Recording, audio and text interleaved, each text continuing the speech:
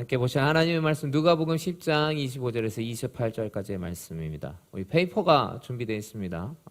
이렇게 성경 세 번역이기 때문에 페이퍼를 보시던가 아니면 PPT 화면을 보시면서 영상으로 예배하시는 분들은 PPT 화면 보시면서 우리 하나님의 말씀 함께 봉독하시겠습니다.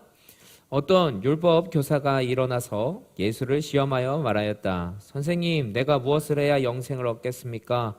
예수께서 그에게 말씀하셨다. 율법에 무엇이라 기록하였으며 너는 그것을 어떻게 읽고 있느냐? 그가 대답하였다. 내 마음을 다하고 내 목숨을 다하고 내 힘을 다하고 내 뜻을 다하여 주 너의 하나님을 사랑하여라 하였고 또 내 이웃을 내 몸같이 사랑하여라 하였습니다. 예수께서 그에게 말씀하셨다. 내 대답이 옳다. 그대로 행하여라. 그리하면 살 것이다. 아멘. 그대로 행하여라 살 것이다 라는 제목을 가지고 말씀을 나누겠습니다. 오늘 말씀의 시작은 율법 교사가 예수님을 시험하는 것으로 시작됩니다. 어떤 율법 교사가 일어나서 예수를 시험하며 말하는 것으로 오늘 말씀이 시작됩니다. 여러분들에게 한 가지 질문을 드리겠습니다. 사람이 시험을 하는 이유는 무엇입니까? 여기서 우리가 생각할 부분은 이렇게 누군가를 믿지 못할 때 시험을 한다는 겁니다. 그리고 그 사람이 정말로 예를 들면 연인간이면 나를 사랑하는지 이런 것 보통 이렇게 나 얼마나 사랑해? 막 이렇게 물어보지 않습니까? 이런 확신이 없을 때 주로 사람들이 시험을 한다는 것을 우리가 기억해야 됩니다. 어떤 연인들 이렇게 막 처음 사귈 때 막 되게 얼토당토하는 그런 일들 많이 하지 않습니까? 이렇게 짜장면 먹는데 갑자기 탕수육 소스 내밀면서 나 사랑하면 이거 마셔봐 막 이렇게 그런 자매와는 사귀지 마십시오. 이렇게 확신이 없을 때 누군가를 막 시험하지 않겠습니까? 시험을 한다라는 것 자체가 그 사람에 대한 믿음이 부족하다라는 것을 전제로 하고 있습니다. 오늘 율법 교사가 예수님을 시험했다라는 그 말에는 예수님을 향한 믿음이 없는 상태라는 것을 우리가 기억할 필요가 있다는 거죠. 그런데 목사님, 그런데 하나님도 종종 우리를 시험하지 않습니까? 하나님도 우리를 시험하지 않나요? 이런 질문이 생길 수 있습니다. 그렇다면 하나님은 우리를 신뢰하지 않는 건가요? 믿지 않으시기 때문에 우리를 시험하시는 건가요? 아닙니다. 우리 하나님은 우리를 시험하시되 이렇게 시험을 하시죠. 제가 너무나 사랑하는 말씀, 그리고 이 말씀 때문에 목회를 할 수 있는 것 같아요. 고린도전서 10장 13절 말씀 함께 읽겠습니다. 시작. 여러분은 사람이 흔히 겪는 시련밖에 다른 시련을 당한 적이 없습니다. 하나님은 신실하십니다. 여러분이 감당할 수 있는 능력 이상으로 시련 겪는 것을 하나님은 허락하지 않으십니다. 하나님께서는 시련과 함께 그것을 벗어날 길도 마련해 주셔서 여러분이 그 시련을 견디어낼 수 있게 해주십니다. 아멘. 하나님이 우리에게 시련을 허락하시는데 그 이유는 우리가 견딜 수 있기 때문에. 제가 항상 좀 강조하는 부분이 이런 부분입니다. 하나님은 시험이 아닌 훈련을 하시는 분이라는 것이죠. 우리가 정확하게 알아야 됩니다. 하나님께서 우리에게 어려움을 겪게 하시는 이유 또는 우리를 시험하시는 이유는 우리가 그것을 통해서 성장할 수 있기 때문에, 그것을 통해서 더 좋은 사람이 되고 더 예수님을 닮을 수 있기 때문에 허락하신다라는 거죠. 이것이 세상의 그 관점과 하나님의 근본적인 차이인 거예요. 하나님은 우리를 우리보다 잘 아세요. 그렇기 때문에 우리에게 이 어려움을 주시는 이유, 시험을 하시는 이유는 사실 시험을 가장한 훈련이라는 것을, 우리를 성장시키시는 하나님의 훈련이라는 것을 우리가 기억해야 합니다. 다시 본문으로 돌아가 보겠습니다. 율법 교사가 예수님을 예수님을 시험하는데 이렇게 질문하면서 예수님을 시험하는 겁니다. 선생님, 내가 무엇을 해야 영생을 얻겠습니까? 성경을 보면 이 질문을 예수님에게 많이 던지는 경우들이 있어요. 어떤 부자가 영생에 대해서 이렇게 예수님께 질문했는데 그때는 예수님께서 조금 다른 뉘앙스로 이야기하셨다는 것을 우리가 기억해야 됩니다. 사랑하는 눈빛으로 쳐다보셨다. 그런데 이 율법학자의 그 시험은 어떻게 하면 영생을 얻겠습니까? 이 질문에는 분명히 가시가 있다는 거예요. 이 타이밍에 왜 이 율법학자가 왜 영생을 질문했을까를 우리가 생각해야 됩니다. 누누이 말씀드리지만 지금 누가복음 강해 설교를 하고 있고 누가복음은 시간 순서상으로 모든 것들이 배치되어 있다는 것을 계속 말씀드립니다. 지금 이 율법학자가 이 타이밍에 예수님을 시험한 이유, 저번 주 설교에서도 잠깐 언급했었습니다. 물론 예수님을 믿지 않기 때문에 예수님에 대한 적대적인 감정이 있기 때문인데 분명히 이 타이밍에서 율법학자가 또 이 주제를 가지고 예수님을 이렇게 테스트, 어떻게 보면 공격하는 이유가 뭘까요? 예수님께서 율법과 다른 이야기를 할 것이라 예상했기 때문이라는 거예요. 예수님이 지금 이 율법학자와 이렇게 논쟁을 벌이게 되는 그 결정적 이유가 뭡니까? 예수님이 그 전 시간에 어떤 일이 있었죠? 제자들이 복음을 전하고 왔을 때 막 기뻐하시면서 뭐 때문에 기뻐하셨다고 했죠? 바로 이거죠. 너희의 이름이 하늘에 기록된 것을 기뻐하여라. 바로 제자들에게 너희들은 이제 영생을 얻었어. 너희들은 구원받았어. 이걸 선포하지 않으셨습니까? 되게 지금 막 그래서 기쁜 그런 순간이라고 제가 설교할 때 말씀드렸죠. 지금 분위기가 막 너희들 이제 구원 얻었어. 영생을 얻었어. 기뻐해야지. 막 이런 그런 상황이었습니다. 그런데 이거에 대해서 이 율법학자가 이 마음 가운데 욱 하는 게 생긴 거예요. 이 사람 뭔데 니들이 영생을 얻었다, 구원을 얻었다 이렇게 이야기하는 거지? 선생님 질문이 있습니다. 제가 어떻게 하면 영생을 얻겠습니까? 이 말에는 당신이 다른 사람들한테 영생 얻었다, 구원을 얻었다 이렇게 선포하는 걸 보니 분명히 율법과 다른 무언가를 이야기하겠구나. 이 율법이 아닌 다른 걸로 영생을 얻는다라는 그 이야기에 올가미를 씌워서 너를 어떻게 보면 곤란하게 만들겠다라는 그 의도가 율법학자에겐 포함되어 있는 상황이라는 겁니다. 그렇기 때문에 율법학자가 예수님을 시험하였다라는 이 단어가 등장한 겁니다. 그러나 예수님은 정확하게 이 율법학자가 뭐 때문에 이야기를 하시는지를 다 아시죠. 하나님과는 싸우는 게 아닙니다, 여러분. 하나님 앞에서는 우리는 그냥 겸손해야 돼요. 예수님은 오히려 정확하게 아시고 율법을 오히려 말씀하세요. 그러면서 예수님이 이렇게 얘기합니다. 율법에 무엇이라고 기록하였으며 너는 그것을 어떻게 읽고 있느냐? 율법학자입니다. 율법 선생입니다. 율법을 가르치는 사람이기 때문에 이 율법을 너무 잘하는 사람이겠죠.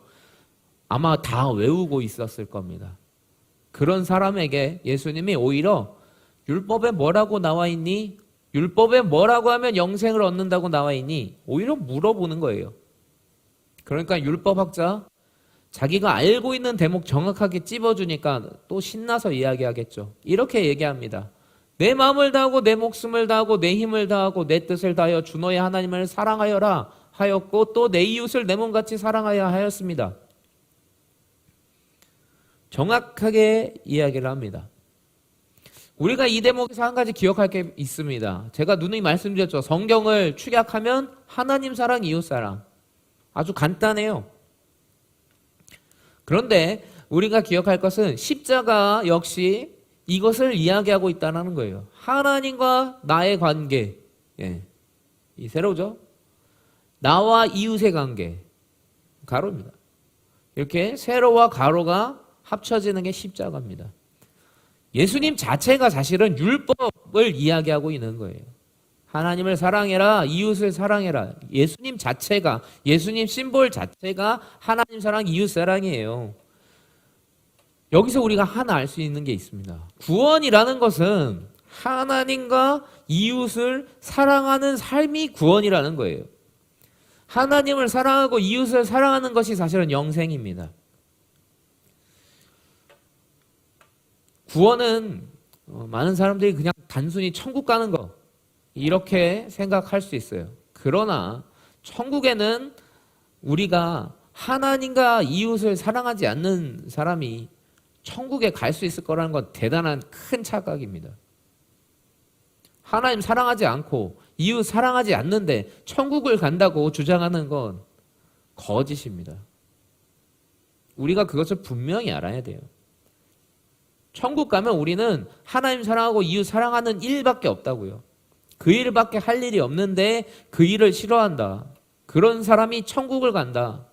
거짓말이에요. 속으면 안 돼요. 율법학자는 정답을 분명하게 말했어요. 그래서 예수님이 그에게 이렇게 이야기합니다. 네 대답이 옳다. 너 정답을 말했다. 분명하게 이야기하십니다. 그런데 우리가 중요하게 봐야 될 건 정답이 아니라 그 다음 말이에요. 그대로 행하여라. 그리하면 살 것이다. 아까도 말씀드렸듯이 하나님 사랑하고 이웃을 사랑하지 않는데 천국 갈 거다, 구원받을 거다 말하는 거 다 거짓말이에요.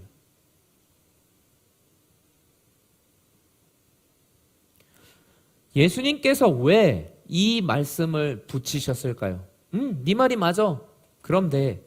에서 거치는 게 아니라 그대로 행하라. 그 말을 넣으셨을까요? 율법학자는 율법을 행하고 있지 않기 때문입니다. 율법학자는 하나님 사랑과 이웃 사랑을 하지 않고 있기 때문이에요. 일단 율법학자는 예수님을 시험했어요. 아까도 말씀드렸듯이 그 시험한 이유는 예수님을 곤란하게 만들려고 했던 거예요. 하나님 사랑하고 이웃 사랑해야 영생을 얻고 구원을 받는 건데 당신은 왜 당신이 제자들에게 하늘나라의 이름이 기록됐다고 주장을 하는 거죠? 당신이 잘못한 거 아니야? 이렇게 율법학자는 예수님을 싫어하는 마음으로 시험한 거예요. 율법학자는 예수님을 사랑하지 않았어요. 예수님을 사랑하지 않는다는 것이 어떤 의미입니까? 우리 요한복음 15장 23절 24절 보고 함께 읽겠습니다. 나를 미워하는 사람은 내 아버지까지도 미워한다. 내가 다른 아무도 하지 못한 일을 그들 가운데서 하지 않았더라면 그들에게 죄가 없었을 것이다. 그러나 이제는 그들이 내가 한 일을 보고 나서도 나와 내 아버지를 미워하였다. 지금 율법학자가 예수님이 누구인지를 모르고 예수님을 시험했다면 그건 조금 용서가 될 수도 있을 것 같아요. 그러나 율법학자는 지금 다 봤어요. 예수님이 무엇을 했는지를 다 봤단 말이에요. 병을 치료하셨어요. 오병이어를 일으키셨어요. 율법학자라면 그 율법을 통해서 예수님이 이 땅에 오셨다는 걸 모를 수가 없어요. 심지어 헤롯 대왕에게 왕이 어디서 날 거라는 걸 알려준 이들이 율법학자들 아니었습니까? 제사장 아니었습니까? 그들은 알았어요. 예수님이 누군지를 알았음에도 불구하고 예수님을 대적하고 있다는 거예요. 그렇기 때문에 요한복음에서도 이렇게 나오는 거예요. 내가 다른 아무도 하지 못한 일을 그들 가운데서 하지 않았더라면 그들에게 죄가 없었을 것이다. 예수님이 오병이어도 하지 않고 죽은 자 살리지도 않고 아픈 자 이렇게 낫게 하시지도 않고 무조건 믿어라 이렇게 하시고 그들에게 나 예수야 이렇게 하지 않으셨잖아요. 분명히 이적 가운데 보여주셨잖아요. 분명하게 알려주셨잖아요. 그럼에도 불구하고 믿지 않는 사람들이 있다는 거예요. 하나님의 기적을 경험해요. 하나님께서 살아계시다는 걸 어떻게 모를 수가 있지 할 정도로 많은 경험들을 하는데도 하나님 안 믿는 사람들이 있다는 거예요. 오히려 시험하는 거죠. 테스트하는 거죠.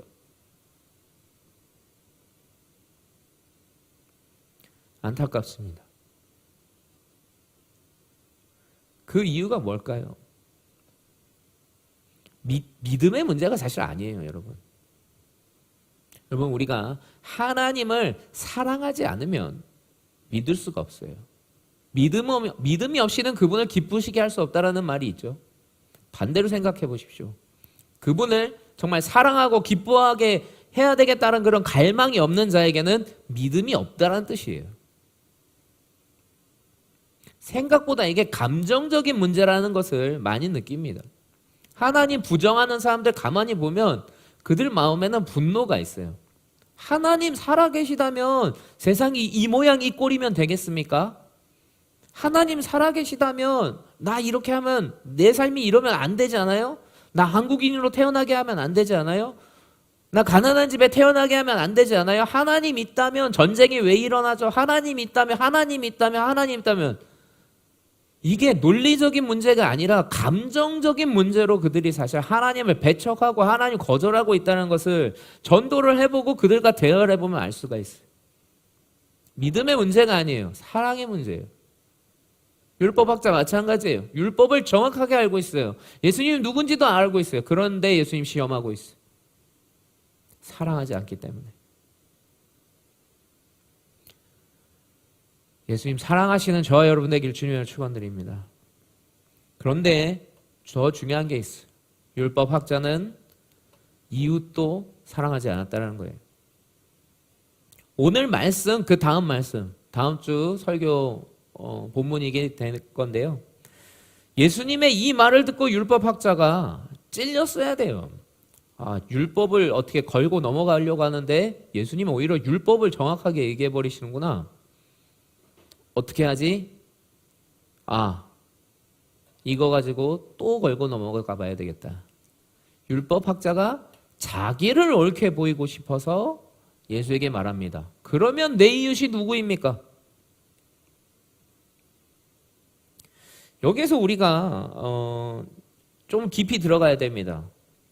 이웃이 누구인지를 율법학자가 왜 모른다고 했을까? 그럼 내 이웃이 누굽니까? 내가 사랑해야 될 이웃이 누굽니까? 이렇게 왜 이야기했겠냐는 거예요. 그건 바로 사마리아만은 절대 이웃이 아니지 않습니까? 아까도 감정의 문제라고 얘기해드렸죠. 율법학자는 예수님께서 사마리아에 복음을 전하신 거에 불만을 품고 있다는 거예요. 지금 이 예수님께서 계신 곳 그리고 행하고 있는 그 상황의 그 위치를 알 수 있는 대목들이 9장과 10장에 있습니다. 우리가 지금까지 쭉 봤을 때 나온 말씀들이 있는데요. 기억이 안 나실 걸 알기 때문에 찾아왔습니다.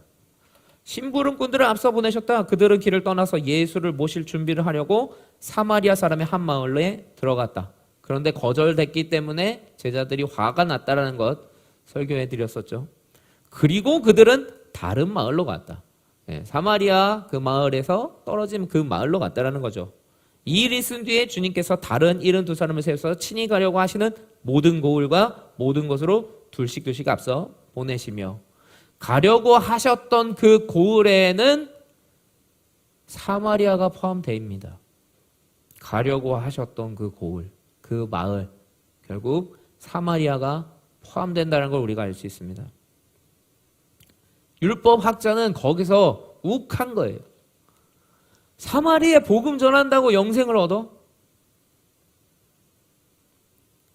지금 제자들이 복음을 전하고 온 상태잖아요. 사마리아에도 복음을 전했고 다른 마을에도 복음을 전했고 그 72명이 아니 하나님 사랑하고 이웃 사랑해야 영생을 얻는 거고 구원을 얻는 거지. 저 철천지 원수 같은 것들한테 복음 전했다고 영생을 얻는다고 지금 주장하시는 겁니까? 율법학자는 그걸 지금 예수님께 따지고 있는 겁니다. 그렇기 때문에 다음 주 본문에 선한 사마리아 예화가 등장하는 겁니다. 이 율법학자가 이웃의 범위를 본인이 원하는 범위로 축소시켰다는 걸 알 수가 있어요. 나하고 친한 사람, 내가 좋아하는 사람, 내가 받아들일 수 있는 사람으로 한정지었다는 거예요.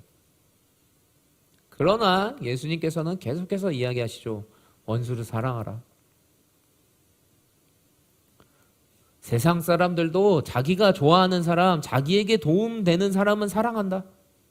그런데 너희는 원수도 사랑해야 된다. 이게 구원의 비결이에요. 이웃의 범위를 내 수준과 내 기준에 넣는 것이 아닌 하나님 기준에 맞추는 거예요. 율법학자는 정답을 분명히 알고 있었어요. 이분이 예수님인지도 알았고 이분의 행동이 사실은 더 맞다라는 것도 이는 알았어요. 그 증거가 선한 사마리아의 그 예화를 듣고 난 다음에 그 율법학자가 차마 사마리아인입니다 라고는 얘기하지 못하지만 선을 행한 자입니다 이렇게 수긍하는 대목에서 알 수가 있죠. 사실 율법학자는 예수님처럼 하는 게 맞다라는 걸 알고 있었어요. 그럼에도 불구하고 마음 가운데 사랑하는 마음이 없었기 때문에, 예수님을 사랑하는 마음이 없었고 사마리아인들에게 복음 전하는 것에 대한 분노와 증오가 있었기 때문에 결국 이 율법학자는 예수님을 시험하고 맙니다. 이 물어봤다라는 그 증거, 테스트했다라는 증거에서 우리가 알 수 있는 게 있어요. 이 율법학자는 영생이 없는 자예요. 긴가민가 할 때 테스트한다고 아까도 말씀드렸죠. 내가 구원을 받았나 못 받았나 고민하잖아요. 안 받았을 확률이 높겠죠. 못 받았겠죠.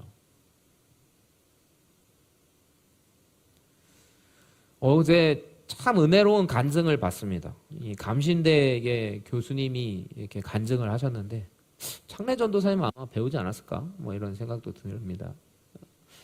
그 교수님이 정말 놀라운 간증으로 하나님께서 치료해 주시는 그런 놀라운 기적을 2번이나 경험하셔서 목사님이 되세요. 공부를 정말 잘하셔서 의사가 되고 싶으셨었는데 그거 내려놓고 신학자가 되셔서 최근까지 신학교에서 아주 신학을 목사님들에게 가르쳐주고 그 신학을 계속해서 전파하셨던 그 교수님이 은퇴를 하시고 난 다음에 그 간증을 들을 수 있었습니다. 그 교수님이 정말 오랜 세월 많은 책도 쓰시고 많은 그런 목사님들, 전도사님들을 양육하셨던 분인데 어느 날 갑자기 하나님이 들려주시는 음성, 너 나 아니? 이 음성을 들었답니다. 신학 교수님이에요. 목사님을 가르쳤던 분이세요. 2번의 정말 죽을 뻔한 그 간증을 뛰어넘고 하나님 순종하겠습니다. 제가 목회하겠습니다. 그러고 결단해서 목사님 되시고 신학 교수님이 되신 분인데 그분에게 그 많은 세월 하나님과 함께 했다고 자부하는 그분에게 갑자기 하나님이 찾아오셔서 넌 아니? 근데 이분이 참 겸손하게 잘 모르는 것 같아요, 주님. 그 솔직하게 대답하셨다고 합니다. 막상 많은 사람들에게, 많은 목사님, 전도사님에게 하나님에 대해서 전달했어요. 그러나 내가 정말 하나님 알고 있나? 여러분들에게도 같은 질문을 드리고 싶어요. 여러분 하나님 아세요? 예수님 아세요?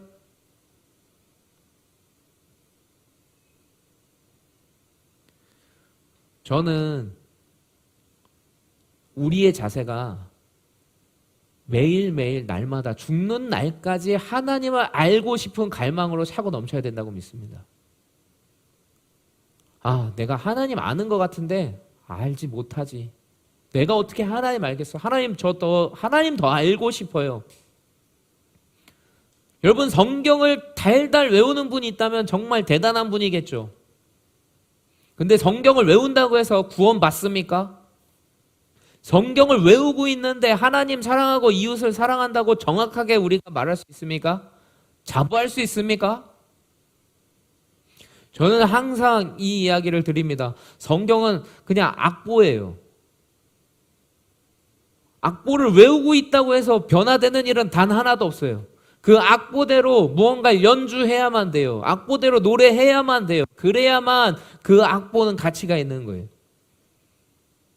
하나님에 대해서 하나님 이런 분이야 알고 있으면 뭐예요? 하나님에 대한 사랑이 없는데, 하나님을 기쁘게 하려는 그 믿음이 없는데, 이웃을 사랑하려는 그런 행동이 없는데,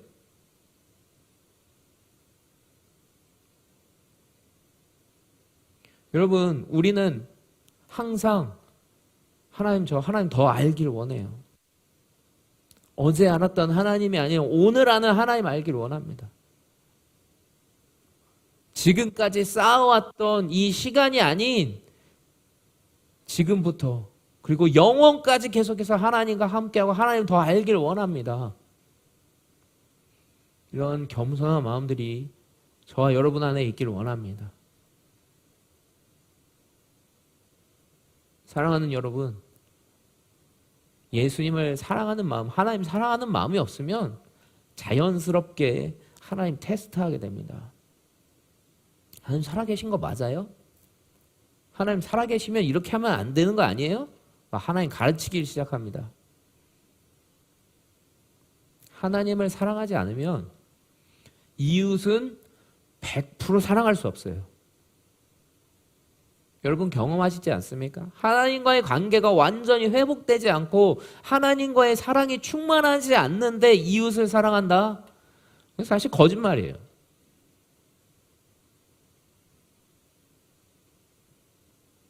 여러분 십자가를 항상 생각하세요. 십자가 이 가로가 세로가 없는데 쓸 수 있습니까? 항상 땅에 떨어져 있을 수밖에 없는 거예요. 하나님과 나의 관계가 서 있으면 그제서야 올릴 수 있는 게 이 가로예요. 하나님과의 나의 관계가 우뚝 서 있지 않으면 이웃을 사랑할 수 있다? 불가능이에요. 그런데 반대로 하나님과 나의 관계가 사랑으로 우뚝 서 있다? 그런데도 이웃을 사랑하지 않는다? 이것도 사실은 거짓말이에요. 하나님을 너무 사랑하기 때문에 하나님이 원하는 걸 찾을 수밖에 없고 하나님이 원하는 걸 할 수밖에 없는 거예요. 그렇기 때문에 하나님을 사랑하는 자, 이웃을 당연히 사랑하는 자입니다. 그런 사람은 이미 영생을 소유한 자예요. 왜냐하면 천국 가면 그거밖에 없거든요. 하나님 사랑하고 그 천국에 있는 사람도 사랑하고 그 일 외에는 없는데 그 일을 이 땅부터 이미 시작하는 분들에게는 이미 영생이 시작된 줄 믿습니다. 우리 사랑하는 청년 여러분, 하나님을 사랑하십시오. 사랑하지 않으면 하나님 시험하게 돼요. 율법학자처럼. 하나님 알아도 지금까지 많은 간증이 내일의 신앙을 보장할 거라고 믿지 마세요. 많이 간증 얻고 막 사람들 막 일으켜 세우고 그랬던 사람이 이단되는 거 많이 봤습니다. 돈맛 보니까 하나님 떠나는 거 봤어요. 유명해졌다고 하나님 떠나는 거 너무 많이 봤어요.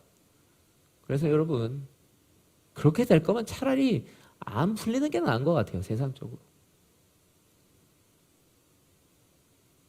그러나 하나님의 사랑에 목맨 자들, 하나님 사랑에 항상 집중되어 있는 사람들은 그 모든 것들 다 언젠가 다 썩어 없어질 거라는 걸 알고 그거에 흔들리지 않습니다.